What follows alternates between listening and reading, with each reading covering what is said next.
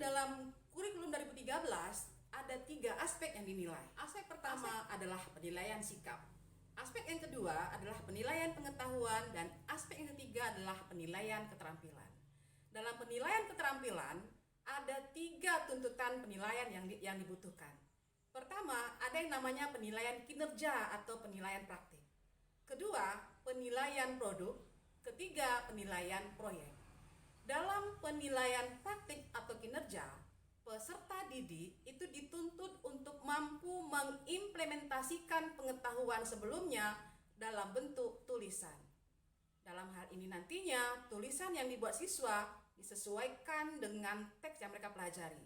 Bisa teks cerpen, bisa teks persuasi, dan jenis teks yang lainnya. Agar pembelajaran menulis itu menjadi lebih bermakna dan siswa pun senang mengikutinya, maka sebagai guru kita perlu melakukan atau menggunakan suatu strategi sehingga siswa menjadi lebih nyaman dalam menuangkan ide tulisannya. Salah satu strategi yang kita gunakan adalah strategi literasi visual. Literasi visual adalah kemampuan untuk menginterpretasi makna dari sebuah informasi berbentuk gambar. Adapun kemampuan yang dapat ditingkatkan dengan menggunakan literasi visual adalah kemampuan mengurai makna visual dan kemampuan menyandikan visual.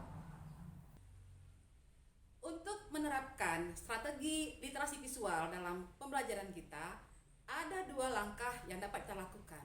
Langkah ini kita sebut dengan strategi G2.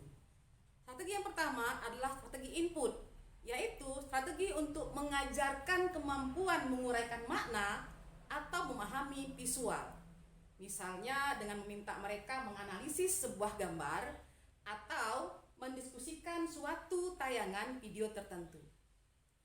Strategi yang kedua kita sebut dengan strategi output, yaitu suatu strategi untuk mengajarkan kemampuan menyandikan atau membuat visual. Misalnya dengan cara mengadakan presentasi dan diskusi kelompok, kemudian meminta mereka untuk mempresentasikan serta menyertakan aspek visual dalam presentasinya. Bisa berupa gambar, objek, bagan, atau grafik.